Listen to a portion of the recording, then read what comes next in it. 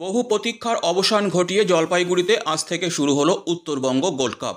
Jalpaiguri football academy ও India sports গ্রুপের যৌথ উদ্যোগে আয়োজিত এই প্রতিযোগিতায় অংশ নিচ্ছে উত্তরবঙ্গের 8টি সেরা দল।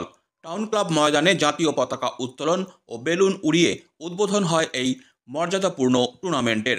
উদ্বোধনী অনুষ্ঠানে উপস্থিত ছিলেন আইএফএর সহ সভাপতি সৌরভ পাল, পৌরসভার চেয়ারম্যান সৈকত চ্যাটার্জি, প্রাক্তন ফুটবলার মনজিৎ সিং সহ বহু ক্রীড়াবিদ ও অতিথি।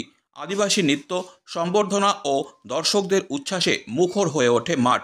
প্রথম ম্যাচে মুখোমুখি হয় কাঞ্চনজঙ্ঘা ফুটবল ক্লাব ও হলদিবাড়ি টাউন ক্লাব। আয়োজকদের আশা, এই টুর্নামেন্ট থেকেই উঠে আসবে আগামী দিনের তারকা ফুটবলাররা।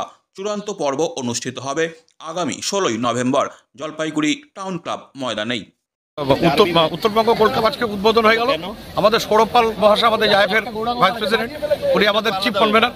ওনার উদ্যোগে আমরা সাহস পেয়েছি এই উত্তরবঙ্গ গোল্ড কাপ করতে, এবং সাথে আমাদের নতুন চেয়ারম্যান সৈকত চ্যাটার্জি মহাশয় আমাদের সাথে সবসময় ছিলেন, এবং আমাদের বিশিষ্ট যারা অতিথি আছেন, শিলা দত্ত ঘটক মহাশয়, শান্তাদীপ মহাশয়, ওনারা সবসময় আমাদের উৎসাহ দিয়ে গেছে। আমাদের উত্তরবঙ্গ গোল্ড কাপ আজকে আমাদের উদ্বোধন হলো। আশা করি খুব ভালোভাবে 16 তারিখ পর্যন্ত চলবে, এবং এখান থেকে প্রচুর প্লেয়ার কলকাতা খেলতে যাবে।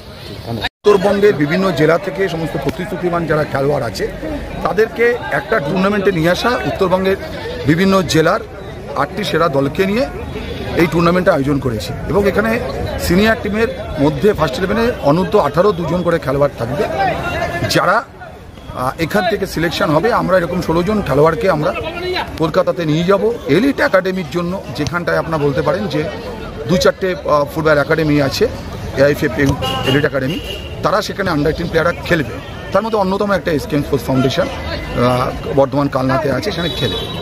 তো এই উদ্দেশ্য নিয়েই আমাদের টুর্নামেন্ট করা, যে এখানকার উত্তরবঙ্গের সব প্রতিশ্রুতিবান প্লেয়ারদেরকে, প্রতিভাবান খেলোয়াড়দেরকে এখান থেকে স্কাউট করা। বিভিন্ন ডিভিশন, আজকে এখানে কলকাতা প্রিমিয়ার ডিভিশনে 2-3টে ক্লাব এসছে। এই খেলোয়াড়দেরকে বেছে নিয়ে তাদেরকে নিয়ে যাওয়াটা হচ্ছে কলকাতার ফুটবলে, তাদের জায়গা করে দেওয়া বাংলার ফুটবল এবং ভারতীয় ফুটবল। আমরা এটা ট্যালেন্ট হান্ট একটা বলতে পারি। হ্যাঁ, প্রতিভা অন্বেষণ বলা যেতে পারে।